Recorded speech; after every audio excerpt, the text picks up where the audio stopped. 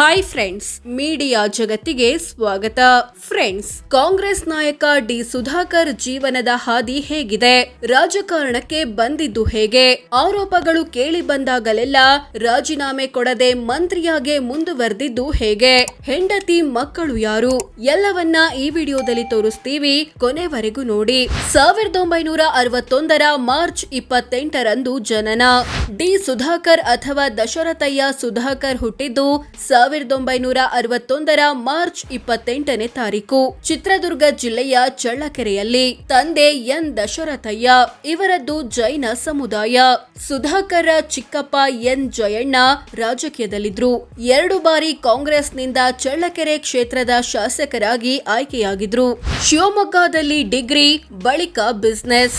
D Sudhakar 1982ರಲ್ಲಿ ಅಂದ್ರೆ ತಮ್ಮ 21ನೇ ವಯಸ್ಸಲ್ಲಿ ಶಿವಮೊಗ್ಗದ ನ್ಯಾಷನಲ್ ಕಾಲೇಜಿನಲ್ಲಿ ಬಿಕಾಂ ಪದವಿ ಮುಗಿಸಿದ್ರು. ಡಿಗ್ರಿ ಬಳಿಕ ಬಿಸಿನೆಸ್ಗೆ ಇಳಿದ್ರು. ಜೊತೆಗೆ ಚಿಕ್ಕಪ್ಪನ ರಾಜಕೀಯ ಉಸ್ತುವಾರಿಯನ್ನು ನೋಡಿಕೊಂಡ್ರು. ನಂತರ ಜಿಲ್ಲಾ ಸಹಕಾರಿ ಬ್ಯಾಂಕ್ನ ಅಧ್ಯಕ್ಷರಾದ್ರು. 2003-4ರ ಬರಗಾಲ ಟೈಮಲ್ಲಿ ಗೋಶಾಲೆಗಳನ್ನ ಓಪನ್ ಮಾಡಿ ಗಮನ ಸೆಳೆದ್ರು. 2004ರಲ್ಲಿ ಚುನಾವಣೆಗೆ ಸ್ಪರ್ಧೆ, ಮೊದಲ ಪ್ರಯತ್ನದಲ್ಲೇ ಎಂಎಲ್ಎ. 2004ರಲ್ಲಿ ವಿಧಾನಸಭೆ ಚುನಾವಣೆ ಬಂದಾಗ ಚಳ್ಳಕೆರೆ ಕ್ಷೇತ್ರದ ಕಾಂಗ್ರೆಸ್ ಟಿಕೆಟ್ ಡಿ ಸುಧಾಕರ್ ಪಾಲಾಯಿತು. ಕಣಕ್ಕಿಳಿದು ಬರೋಬ್ಬರಿ 27,351 ವೋಟ್ಗಳ ಅಂತರದಿಂದ ಜಯಭೇರಿ ಬಾರಿಸಿದ್ರು. ತಮ್ಮ 44ನೇ ವಯಸ್ಸಲ್ಲಿ ಎಂಎಲ್ಎ ಆಗಿ ವಿಧಾನಸಭೆ ಪ್ರವೇಶಿಸಿದ್ರು. 2008 ಹಿರಿಯೂರು ಕ್ಷೇತ್ರಕ್ಕೆ ಶಿಫ್ಟ್, ಪಕ್ಷೇತರ ಸ್ಪರ್ಧೆ, ಗೆದ್ದು ಮಿನಿಸ್ಟರ್. 2008ರ ವಿಧಾನಸಭೆ ಚುನಾವಣೆಗೂ ಮುನ್ನ ಕ್ಷೇತ್ರಗಳ ಪುನರ್ ವಿಂಗಡಣೆಯಾದಾಗ ಚಳ್ಳಕೆರೆ ಕ್ಷೇತ್ರ ಎಸ್ಟಿ ಮೀಸಲು ಕ್ಷೇತ್ರವಾಗಿ ಬದಲಾಯಿತು. ಅದರಂತೆ ಕಾಂಗ್ರೆಸ್ ಟಿಕೆಟ್ ಎಸ್ಟಿ ಸಮುದಾಯದ ನಟ ಶಶಿಕುಮಾರ್ ಪಾಲಾಯಿತು. ಹೀಗಾಗಿ ಡಿ ಸುಧಾಕರ್ ಹಿರಿಯೂರು ಕ್ಷೇತ್ರಕ್ಕೆ ವಲಸೆ ಬಂದು ಪಕ್ಷೇತರರಾಗಿ ಕಣಕ್ಕಿಳಿದ್ರು. ರಿಸಲ್ಟ್ ಬಂದಾಗ 16,378 ವೋಟ್ಗಳ ಅಂತರದಿಂದ ಗೆದ್ದು 2ನೇ ಬಾರಿ ಎಂಎಲ್ಎ ಆದ್ರು. ಈ ಟೈಮಲ್ಲೇ ಯಡಿಯೂರಪ್ಪ ನೇತೃತ್ವದ ಬಿಜೆಪಿ ಸರ್ಕಾರಕ್ಕೆ ಪಕ್ಷೇತರ ಶಾಸಕರ ಬೆಂಬಲ ಬೇಕಿತ್ತು. ಅದರಂತೆ ಬಿಎಸ್ವೈ ಸರ್ಕಾರಕ್ಕೆ ಬೆಂಬಲ ಘೋಷಿಸಿ ಮಿನಿಸ್ಟರ್ ಆದ್ರು. ಸಮಾಜ ಕಲ್ಯಾಣ ಇಲಾಖೆಯ ಜವಾಬ್ದಾರಿ ಸಿಕ್ತು. ಬ್ಯಾಂಕ್ಗೆ ಮೋಸ ಮಾಡಿದ ಆರೋಪ, ಸಿಬಿಐ ಕೇಸ್, ರಾಜೀನಾಮೆಗೆ ಹಿಂದೇಟು. ಇಂಥ ಸುಧಾಕರ್ ಮತ್ತು ಇತರರ ವಿರುದ್ಧ ಬ್ಯಾಂಕ್ಗೆ ಮೋಸ ಮಾಡಿ ಲೋನ್ ಪಡೆದ ಆರೋಪ ಕೇಳಿಬಂತು. ತನಿಖೆಗಿಳಿದ ಸಿಬಿಐ ಸುಧಾಕರನ್ನ A2 ಮಾಡ್ತು. ಹೀಗಾಗಿ ಸಚಿವ ಸ್ಥಾನದಿಂದ ಸುಧಾಕರನ್ನ ಕೈಬಿಡಬೇಕು ಅಂತ ಅಂದಿನ ಕೆಪಿಸಿಸಿ ಕಾರ್ಯಾಧ್ಯಕ್ಷ ಡಿಕೆ ಶಿವಕುಮಾರ್ ಆಗ್ರಹಿಸಿದ್ರು. ಆದ್ರೆ ರಾಜೀನಾಮೆ ಆಗ್ಲೇ ಇಲ್ಲ.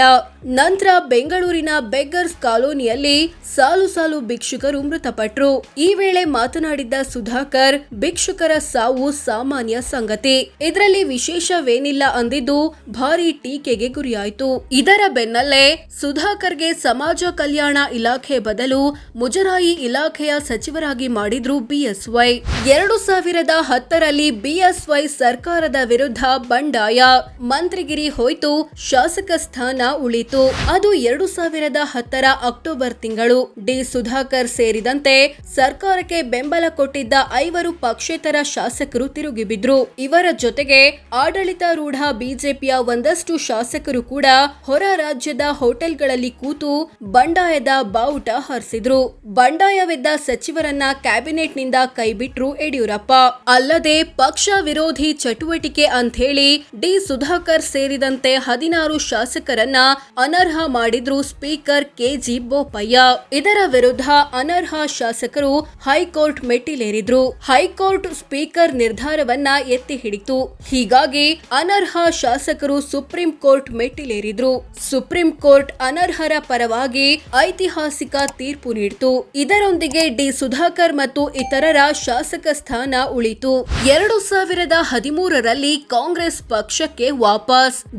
ಜಿದ್ದಿನ ಫೈಟ್ ನಲ್ಲಿ ಫಸ್ಟ್ ಪಾಸ್. ಈ ಹಿಂದೆ ಕಾಂಗ್ರೆಸ್ ಟಿಕೆಟ್ ಸಿಗದೆ ಪಕ್ಷೇತರರಾಗಿ ಗೆದ್ದು ಬಿಜೆಪಿಗೆ ಬೆಂಬಲ ನೀಡಿದ್ದ ಸುಧಾಕರ್ 2013ರ ವಿಧಾನಸಭೆ ಚುನಾವಣೆಗೂ ಮುನ್ನ ಕಾಂಗ್ರೆಸ್ಗೆ ವಾಪಸ್ ಬಂದ್ರು. ಹಿರಿಯೂರು ಕ್ಷೇತ್ರದ ಟಿಕೆಟ್ ಸಿಕ್ತು.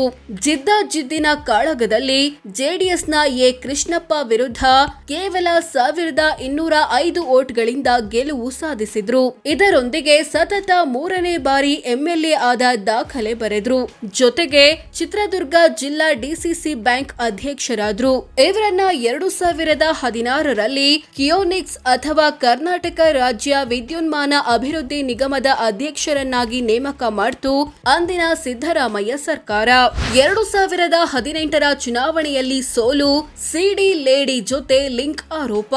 2018ರ ವಿಧಾನಸಭೆ ಚುನಾವಣೆಗೆ ಮತ್ತೊಮ್ಮೆ ಹಿರಿಯೂರು ಕ್ಷೇತ್ರದಿಂದ ಕಾಂಗ್ರೆಸ್ ಅಭ್ಯರ್ಥಿಯಾಗಿ ಕಣಕ್ಕಿಳಿದ್ರು ಡಿ ಸುಧಾಕರ್. ಆದ್ರೆ ಎ ಕೃಷ್ಣಪ್ಪರ ಪುತ್ರಿ ಪೂರ್ಣಿಮಾ ಶ್ರೀನಿವಾಸ್ ವಿರುದ್ಧ 12,875 ವೋಟ್ಗಳ ಅಂತರದಿಂದ ಸೋಲಬೇಕಾಯಿತು.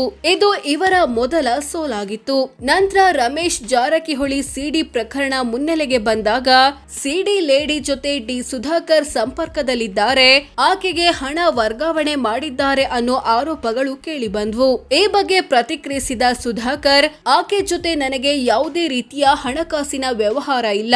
ನಂಗೆ ಪ್ರತಿನಿತ್ಯ ನೂರಾರು ಫೋನ್ ಕರೆಗಳು ಬರ್ತಾ ಇರ್ತಾವೆ. ನಾನಾಗಿ ಯಾರಿಗೂ ಕರೆ ಮಾಡಿಲ್ಲ ಅಂದ್ರು. 2023ರಲ್ಲಿ ಜಯಭೇರಿ 4ನೇ ಬಾರಿ ಎಂಎಲ್ಎ ಸಿಕ್ಕಿತು ಮಂತ್ರಿಗಿರಿ ಮತ್ತು ಜಿಲ್ಲಾ ಉಸ್ತುವಾರಿ. 2023ರ ವಿಧಾನಸಭೆ ಚುನಾವಣೆಯಲ್ಲಿ ಪೂರ್ಣಿಮಾ ಶ್ರೀನಿವಾಸ್ ವಿರುದ್ಧ ಸೇಡು ತೀರಿಸಿಕೊಂಡ್ರು ಸುಧಾಕರ್. ಬರೋಬ್ಬರಿ 30,322 ವೋಟ್ಗಳ ಅಂತರದಿಂದ ಜಯಭೇರಿ ಬಾರಿಸಿ 4ನೇ ಬಾರಿ ಎಂಎಲ್ಎ ಆದ್ರು. ಕಾಂಗ್ರೆಸ್ ಕೂಡ ಗೆದ್ದು ಅಧಿಕಾರಕ್ಕೆ ಬಂತು. ಸಿದ್ದರಾಮಯ್ಯ ನೇತೃತ್ವದ ಸರ್ಕಾರದಲ್ಲಿ ಯೋಜನೆ ಮತ್ತು ಸಾಂಖ್ಯಿಕ ಇಲಾಖೆ ಸಚಿವರಾದ್ರು. ಜೊತೆಗೆ ಚಿತ್ರದುರ್ಗ ಜಿಲ್ಲಾ ಉಸ್ತುವಾರಿ ಸಚಿವರು ಕೂಡ ಆದ್ರು. ಇವರ ವಿರುದ್ಧ ದಲಿತರ ಜಮೀನು ಕಬಳಿಸಿ ಜಾತಿ ನಿಂದನೆ ಮಾಡಿದ ಆರೋಪ ಕೇಳಿಬಂತು. ಈ ಸಂಬಂಧ ಬೆಂಗಳೂರಿನ ಯಲಹಂಕ ಪೊಲೀಸ್ ಠಾಣೆಯಲ್ಲಿ ಎಫ್ಐಆರ್ ದಾಖಲಾಯಿತು. ಸಚಿವರ ರಾಜೀನಾಮೆಗೆ ಬಿಜೆಪಿ ಆಗ್ರಹಿಸಿತು. ಆದ್ರೆ ರಾಜೀನಾಮೆ ಕೊಡ್ಲಿಲ್ಲ. ಇದಕ್ಕೆ ಪ್ರತಿಕ್ರಿಯಿಸಿದ ಸುಧಾಕರ್, ಯಡಿಯೂರಪ್ಪ ಸಿಎಂ ಆಗಿದ್ದಾಗ್ಲೂ ನನ್ನ ಮೇಲೆ ಎಫ್ಐಆರ್ ದಾಖಲಾಗಿತ್ತು, ಆಗ ರಾಜೀನಾಮೆ ಕೇಳಿದ್ರ ಅಂತ ಪ್ರಶ್ನೆ ಮಾಡಿದ್ರು. 2026ರಲ್ಲಿ ಕಾಲಿನ ಜಾಯಿಂಟ್ ಆಪರೇಷನ್, ಶ್ವಾಸಕೋಶದ ಇನ್ಫೆಕ್ಷನ್, ಪ್ರಜ್ಞೆ ಕಳ್ಕೊಂಡ್ರು. ಇಂಥ ಡಿ ಸುಧಾಕರ್ 2026ರ ಮಾರ್ಚ್ ಕೊನೆಯಲ್ಲಿ ಕಾಲಿನ ಜಾಯಿಂಟ್ ಆಪರೇಷನ್ಗೆಂದು ಯಶವಂತಪುರದ ಮಣಿಪಾಲ್ ಆಸ್ಪತ್ರೆಗೆ ದಾಖಲಾದ್ರು. ಅಂದುಕೊಂಡಂತೆ ಆಪರೇಷನ್ ಆಯ್ತು.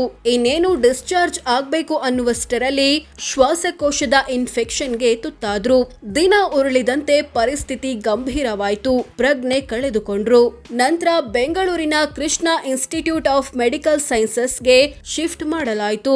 ಸುಧಾಕರ್ ಆರೋಗ್ಯದ ಬಗ್ಗೆ ಮಾತನಾಡಿದ ಎಚ್.ಡಿ. ಕುಮಾರಸ್ವಾಮಿ, ಇವರಿಂದ ಹೆಬ್ಬೆಟ್ಟು ಒತ್ತಿಸಿಕೊಳ್ಳಲು ಕೆಲವೊಂದು ವಿಷಯಗಳನ್ನ ಮುಚ್ಚಿಡಲಾಗಿದೆಯಾ ಅಂತ ಅನುಮಾನ ವ್ಯಕ್ತಪಡಿಸಿದ್ರು.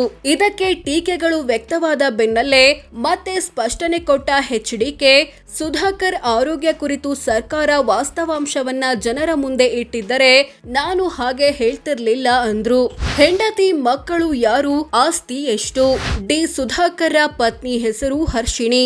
ಇವರಿಗೆ ಸುಹಾಸ್ ಎಂಬ ಮಗ ಮತ್ತು ಸ್ಫೂರ್ತಿ ಎಂಬ ಮಗಳು ಇದ್ದಾರೆ.